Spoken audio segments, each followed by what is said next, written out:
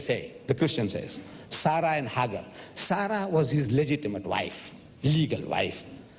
Hagar was a concubine, a bondwoman, a slave woman. That's what the Christians say. Okay? But now Moses was inspired to write, if he was inspired. Genesis, first book of the Bible, chapter 25, verse 1. It says, Abraham again took a wife, W-I-F-E, wife. And her name was Keturah. And her name is the third wife. He had Sarah, Hagar, and now Keturah. Moses is writing, if he wrote it, he said, a wife, the third wife, Keturah. But in the book of Chronicles, First Chronicles chapter 1, verse 32, it says, now the sons born to Keturah, Abraham's concubine. Are they synonymous terms? Are they synonymous? They can't be. Because when you talk about Hagar, he says not synonymous. And God goes out of his way to tell us, if he did, that Solomon had 700 wives and 300 concubines. 1,000 altogether. Why doesn't he say he had 1,000 spouses? 1,000 mates? No. He's making it sure that these are wives, and the concubine is of a lesser degree in the Jewish society. Concubine. So now, the same God, the same Holy Spirit, he tells Moses to write that she was a wife, and he tells his author, unknown author. These are unknown authors, Chronicles. Who wrote it? He says unknown. You ask the scholars of Christendom, who wrote 2 Kings? He says unknown. Who wrote the book of He says unknown. I'll give you a list here. What 32 scholars of the highest eminence, backed by 50 cooperating denominations, what they say about the authorships of the books of the Bible. But now, the author of Chronicles 132 says that she had 6 sons, this Keturah, as a concubine. So 6 sons and 2 sons makes 8. 1 through Sarah, 1 through Hagar, and 6 to Keturah. Makes 8, easy to count.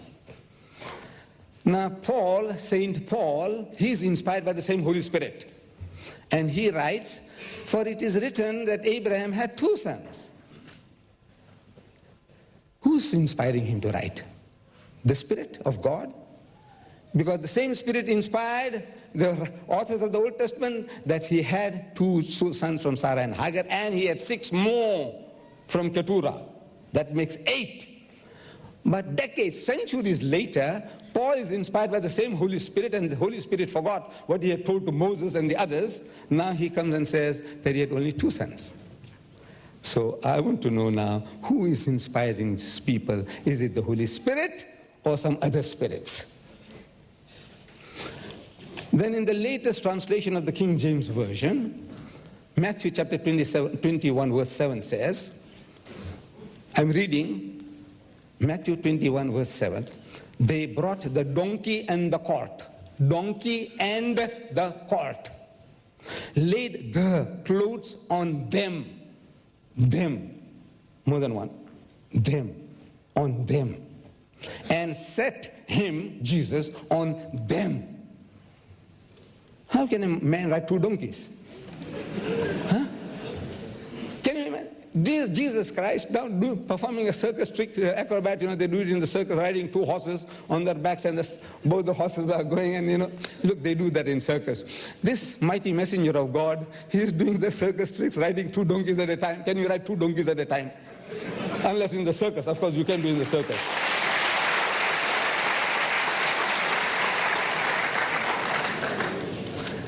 The same book, John chapter 1 verse 18 says, no one has seen God at any time. You accept that? I accept that. No one has seen God at any time. Exodus chapter 33 verse 20 says, but he said, you cannot see my face. God told Moses, no man can see me and live. You can't even look at the sun. What can you see God, the creator of all this, heavens and earth? So it says, no man can see me and live. Accept it. God is not seen at any time. No man can see God and live. You'll die, you'll perish. But in Genesis chapter 32 verse 30, God inspires Moses, supposed to be, and tells him about Jacob. And Jacob called the name of the place Peniel.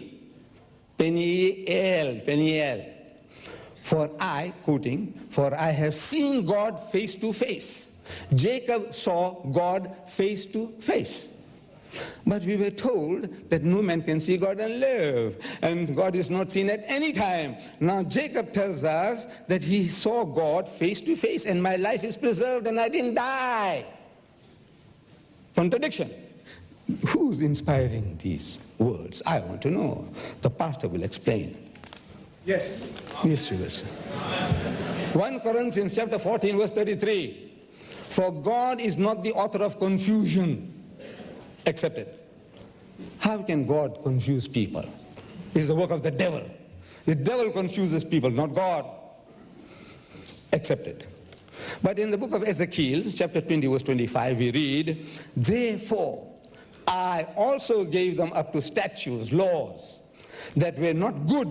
God gave them laws to people which were not good for them, which were not good. And judgments by which they could not live.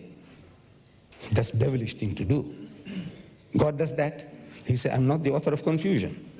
We believe he's not the author of confusion, but he's confusing his creation, giving them evil laws, evil statutes.